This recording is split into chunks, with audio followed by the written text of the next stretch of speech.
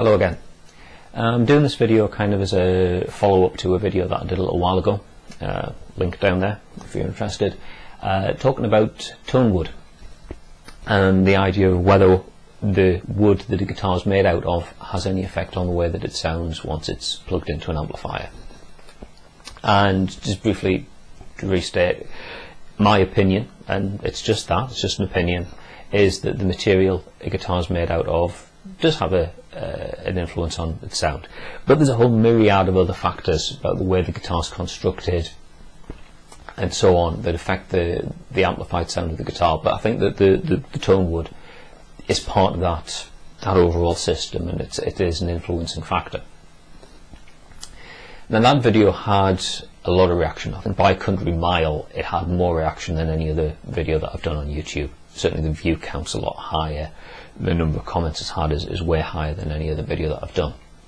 And in a way that's good. You know, it's nice that we can use the internet and YouTube and so on to exchange ideas. But where it's not so good was the way that exchange happened. You know, there was a lot of quite offensive language, a lot of people being very personally aggressive towards other people, lots of personal sniping, and that's just not good. And to be honest, I really should have kept on top of the comment moderation a lot more than I did. And I just kind of in this video wanted to revisit the topic a little bit, not so much just to talk about the Tonewood debate, but to talk about the debate itself. Now, I can understand why people can believe or have an opinion that Tonewood does or doesn't affect the way that the guitar sounds. We've all got our own personal experience, our own beliefs and so on. But there seems to be something about this debate that people will be so much more aggressive about it than they would with other things. For example, you know, I quite like cooking, I like food. I'll use YouTube to watch videos to get ideas for recipes and so on. And I might see a video where, you know, there's a chef or cook giving a recipe and saying, you know, for argument's sake, these are the ingredients, and it really is worth paying a bit extra to get fresh coriander rather than using dried coriander because it tastes better. And I don't see people debating in the comments section about, you're wrong, dried coriander tastes as good as fresh, and I demand scientific evidence of this, and I want chemical analysis of food that's been cooked with dried versus food that's been cooked with fresh, and you've got to justify this because you're talking rubbish. And what I certainly don't see is people saying you're a because you think you've got some opinion and you're talking a lot, and everybody knows. So why?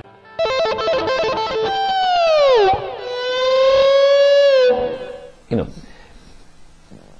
yes, you can have an opinion, but you can put it over in a structured way without being aggressive or offensive, and you can respect other people's opinion.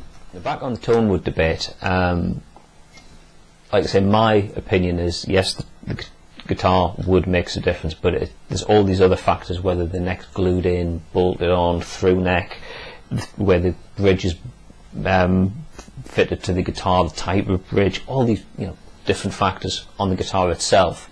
And then the human factors, like the way you hold the guitar and your picking technique and so on, all influences just the way the strings vibrate and resonate, and the way that the overtones and the harmonics present themselves, and how that's manifested in a way that the pickups can, well, pick up the sound. I was talking to a professional guitar maker just last week actually about this, and we're talking about Tonewood. And this guy's got a hell of a lot of experience. You know, he makes his living by building guitars, understanding how guitars work, and offering advice and guidance to people who want guitars built. And we were talking about guitar construction, and the example we were talking about was the classic solid mahogany body, maple top, glued in maple neck, and the sort of sound that you would get.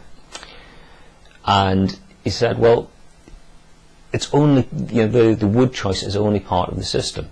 He says, for example, you could describe, like, the example, like the Les Paul, the classic Gibson Les Paul sound.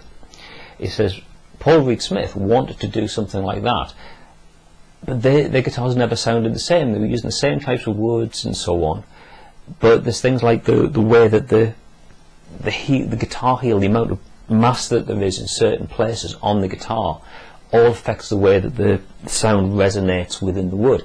Now, in a solid body guitar, it doesn't resonate the same way that it does in an acoustic guitar like that. But there's still things going on, vibrations that affect the way that the strings vibrate. Now, whether you believe that that is then manifested in a way that affects the way the strings vibrate enough to affect the sound through the pickups, that's your opinion. I have mine, you have yours.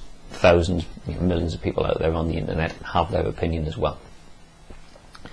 Something I thought was interesting in the comments I was reading in the reaction to the video that I did, was some people were just dismissing that the wood has any effect on the way that the guitar sounds, but then in the same breath they would say something like the mass of the bridge affects the sustain. And what I just don't understand, and I'd like to, if you want to enlighten me in a polite and reasoned way, please do so in the comments section, how you can think that the mass of the bridge has an effect on the tone, because that affects the way that the strings vibrate and resonate, yet the density of the wood, or the type of wood, doesn't.